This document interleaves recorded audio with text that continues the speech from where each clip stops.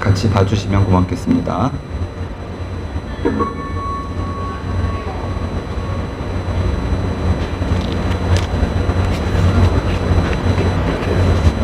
어, 2015년 송주원 연출가께서 연출하고 많은 분들이 참여하셔서 풍정 마침표 각이라는 풍정각이라는 춤을 공연하셨고, 그것을 영상으로 촬영하신 결과물을 바탕으로 저희 3명이 이 춤에 대한 분석을 진행을 했습니다.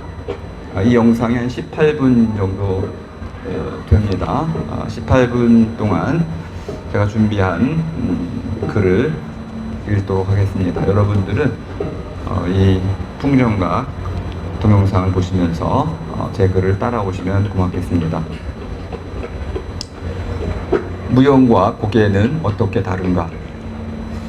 이 둘을 가르는 예술의 기준이 있는가? 이 기준은 감상자의 평가나 판단에 따라 달라질 수 있는 것인가? 아니면 고정되어 있는가? 무용에 대한 뻔한 규정은 음악에 몸을 맞춰 움직이는 동작, 즉 손발이나 몸의 놀림과 같은 것이다. 만일 누군가 여기에 형식을 갖춘 몸놀림이라는 말을 덧붙일지라도 그것은 사족의 족 하나를 더 그린 것에 지나지 않는다. 이 말을 뒤집어 무용을 몸놀림의 형식으로 뜻매김한다손 치더라도 그것은 고작 무용을 체조와 같은 것으로 만들 뿐이다.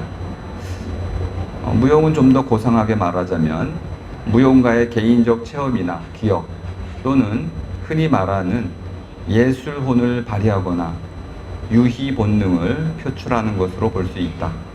이러한 규정은 무용가의 관점에서는 타당할 수 있을지 모르지만 관객의 입장에서는 동의하기 힘들다.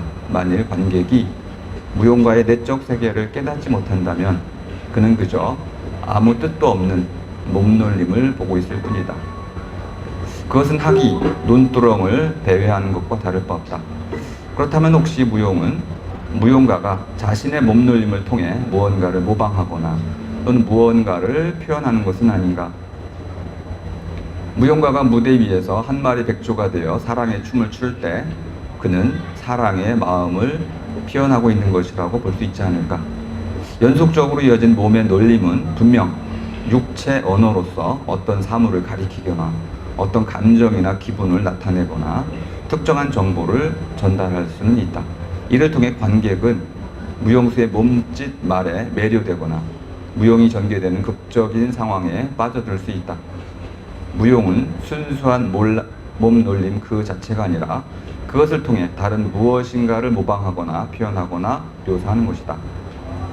그런데 백조의 춤은 일상세계에서 한 남자가 여자에게 구애하는 프로포즈의 몸짓과 무엇이 다른가?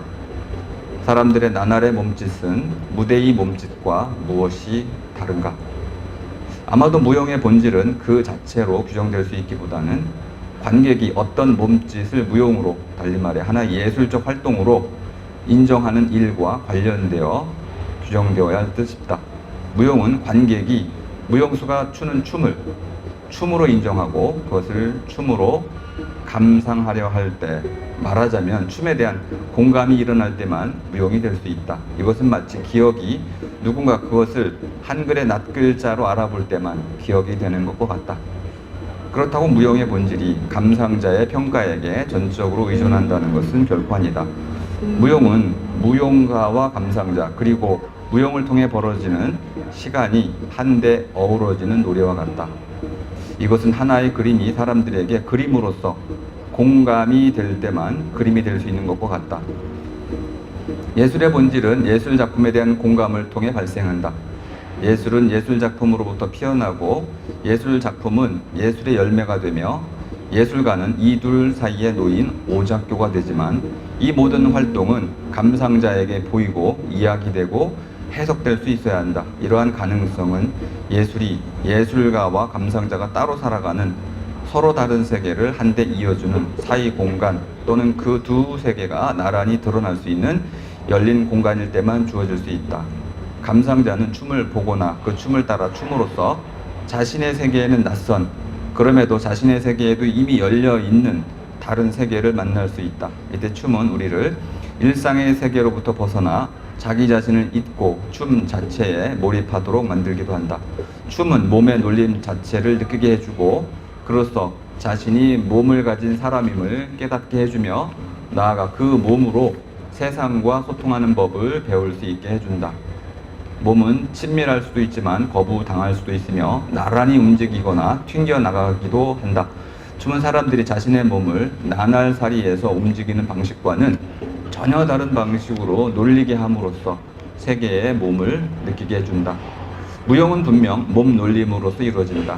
아기의 몸 놀림이 엄마를 찾거나 걸음걸이를 위한 연습이거나 어떤 고통을 피하기 위한 몸부림일 수 있다면 무용의 몸 놀림은 엄마를 찾는 아기의 몸짓을 흉내내는 것이거나 일상의 걸음걸이를 넘어서는 어떤 빼어난 걸음걸이를 보여주기 위한 것이거나 고통을 피하려는 몸짓의 처절함을 내보이기 위한 몸으로 하는 호소이다.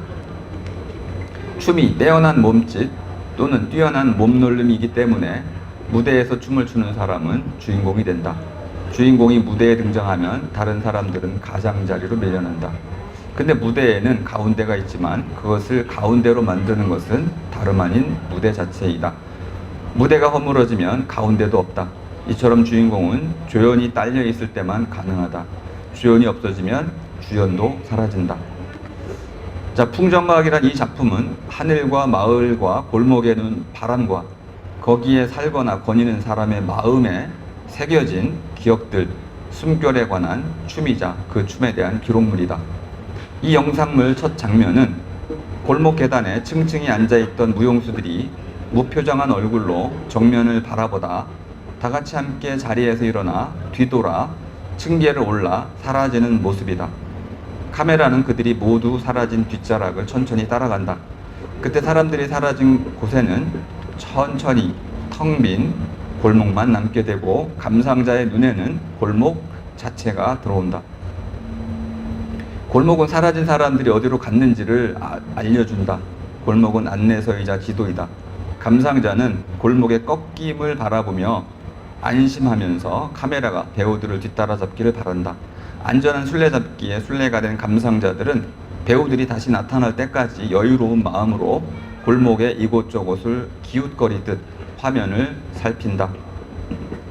골목을 돌자 그 많던 배우들은 어디론가 사라지고 남녀 두 배우가 꿈속에서 보는 것과 같이 전체 맥락에서 분리된 장면처럼 뜬금없이 자기들만의 어떤 행동에 몰두해 있다.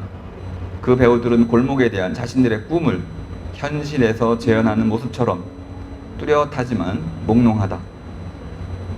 그들의 몸놀림은 분명 현재를 살아가고 있는 게 아니다.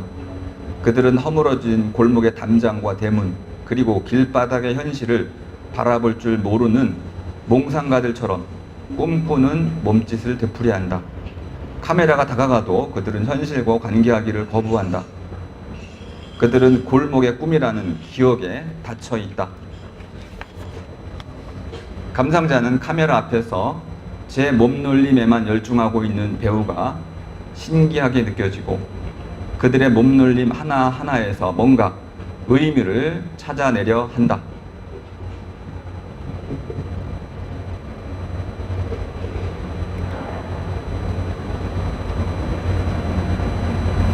감상자는 의미의 사냥꾼이 되어 있다. 카메라가 다음 장면으로 넘어가기 전에 의미를 사냥해야 한다. 감상자는 골목을 잇는다. 그는 이미 골목에서 길을 잃었지만 그 사실을 알아채지는 못한다. 그는 배우의 몸짓과 손 사위 또는 다리 사위가 자아내는 동작들의 온 신경을 빼앗긴다. 카메라는 저 멀리 달아난 다른 무용수들을 쫓기 시작한다. 배우들이 골목을 달려온다.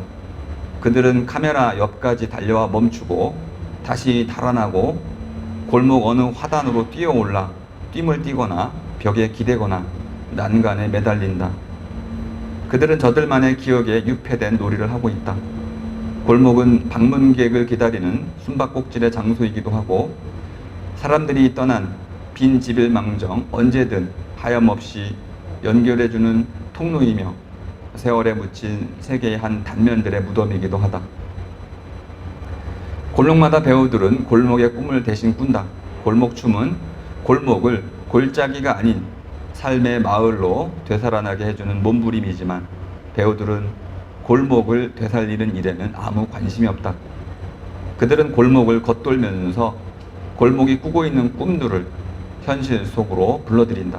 그 춤은 골목의 세계를 드러내는 예술 작품이다.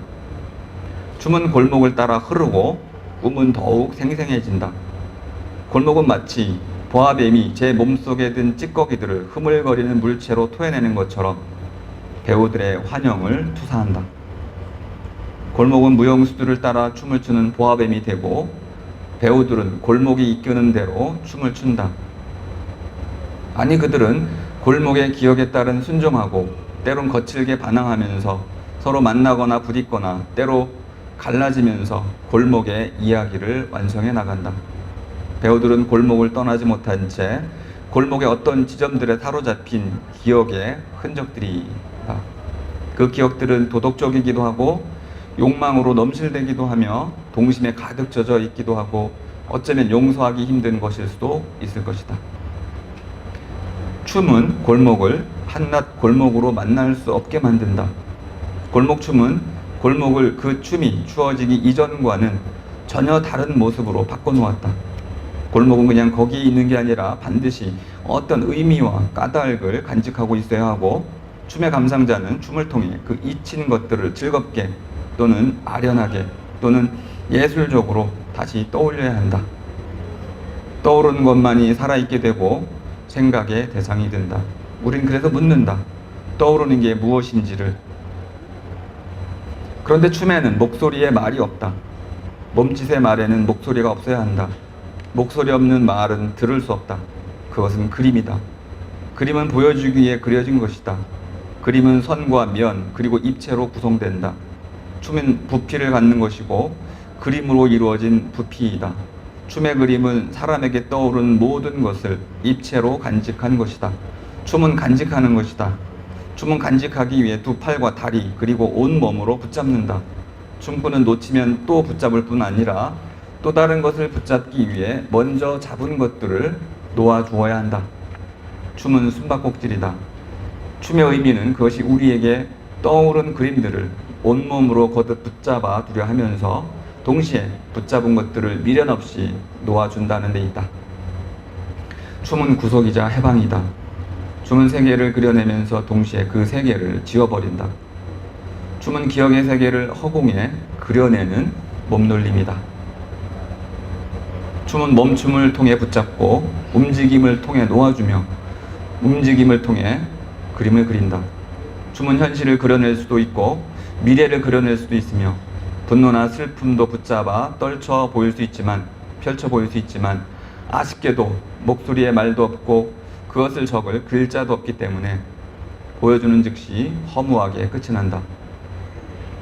골목을 걷는 발걸음들은 사람들이 걸었던 골목의 과거를 그대로 재현해주는 행동들이지만 과거 모방으로서의 춤은 과거처럼 지나가 버리고 만다. 거기에는 아무 기록도 없다. 뒤로 걷는 걸음은 현실로부터 회피하는 마음을 내보이지만 그 동작 또한 물거품과 같다. 이 장면을 보여드리려고 멈춰섰습니다. 춤은 선택의 연속일 뿐 결과일 수 없다. 춤이 순간의 선택으로 이루어지고 그 끝에는 언제나 또 다른 선택의 갈림길이 펼쳐질 수밖에 없다는 것이 바로 춤이 예술 행위임을, 행위 예술임을 증명한다. 그렇기 때문에 춤은 또한 무엇인가를 끊임없이 찾아다니는 모습으로 나타난다. 골목춤의 배우들은 똑같은 동작을 반복한다. 팔을 올리고 다리를 들어 올리고 뛰어오르고 벽에 기대거나 매달리고 뭔가를 만지거나 던진다. 그들은 춤을 추면서 춤을 추는 연기를 하기도 한다. 그들은 강박증 환자처럼 이상한 짓거리를 흉내내기도 하고 시시콜콜한 놀이에 골몰에 있기도 하다. 골목은 헤매기 위한 곳이 아니라 집과 집을 이어주는, 나아가 큰 길로 나아가고 세계로 나아가기 위한 소통의 공간이다. 배우들은 그 골목을 탈출하려는 것처럼 뛰어다니다가도 거기서 뭔가 보물을 발견하기라도 한 듯 즐겁게 뛰어논다.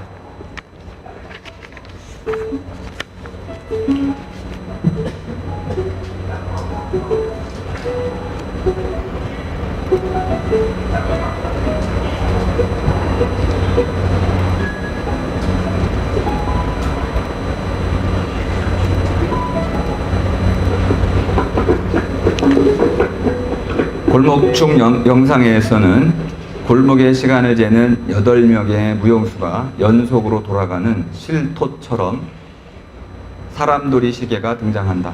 이름은 제가 붙였습니다. 춤은 시간 예술, 즉 시간의 흐름과 더불어 사라져버리는 순간의 예술이다.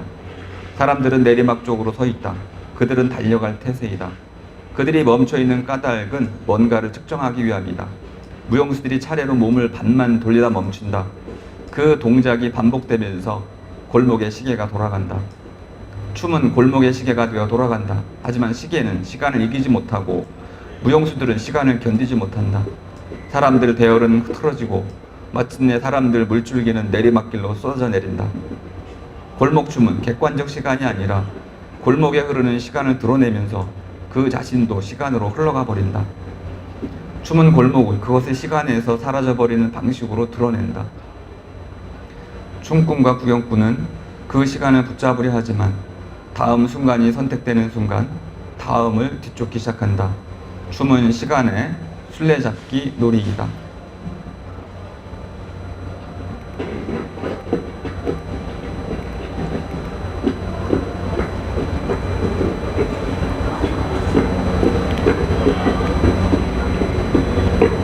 이 골목춤에서 제가 가장 인상 깊게 봤던 장면은 무용수들이 좁은 골목을 서로 비집고 나가면서 서로 부딪는 장면이다. 무용수들은 춤을 출 수가 없다. 그들은 골목이 춤을 추려는 춤꾼들로 꽉 메워져 있기 때문이다. 춤꾼들은 춤을 향해 골목을 빠져나가려 한다. 그때 골목은 좁은 골목이 되고 춤은 엉망이 되며 춤꾼들은 시정잡배가 된다. 예술은 무너지고 골목도 추한 몰골로 드러난다. 춤꾼들은 지친 얼굴로 갈팡질팡하고 열린 하늘을 속절없이 바라보기까지 한다. 춤꾼들이 비좁은 골목을 빠져나가는 뒷모습은 시원하기커녕 허탈하게 느껴진다. 그들은 골목의 비좁음에 춤추기에 실패한 것처럼 보이지만 그들의 진정한 실패는 비좁은 골목을 존중하지 않은 데 있다. 춤은 골목의 진정한 모습을 맛보게 해주는 붉은 효와 같다. 아무리 넓은 곳도 춤을 출 수 없는 곳은 비좁은 곳이 되지만 아무리 좁은 골목도 춤이 살아나는 곳은 해방의 공간이 된다. 이제 처음의 물음으로 돌아가 보자. 춤과 고개 또는 체조는 어떻게 다른가? 고개는 몸놀림으로써 묘기를 부리거나 재주를 부리는 일이지만 춤은 몸놀림을 통해 우리가 살아가는 공간과 세계를 드러낸다. 체조는 몸놀림의 절도 있는 형식을 통해 몸을 튼튼하게 하는 게 목적이지만 춤은 몸놀림 자체나 춤의 아름다움을 목적으로 할 수도 있고 춤을 통해 혁명을 선동하거나 감정을 표현하거나 사건을 묘사할 수도 있다. 그렇게 춤은 고개가 될 수도 있고 체조가 될 수도 있으며 표현 예술이 될 수도 있다. 춤은 이 모든 요소를 한데 아우르는 동시에 그것들을 넘어선다. 춤은 골목의 진정한 모습을 드러낸다. 골목은 허물어져 있기도 하고 시간이 흘러가기도 하며 기억의 장소이기도 하고 소통의 공간이기도 하다. 춤은 골목의 입체적 사건들을 꿈처럼 드러낸다. 춤은 세계에 대한 한바탕 꿈과 같다. 이것으로 제 분석을 마치겠습니다. 고맙습니다.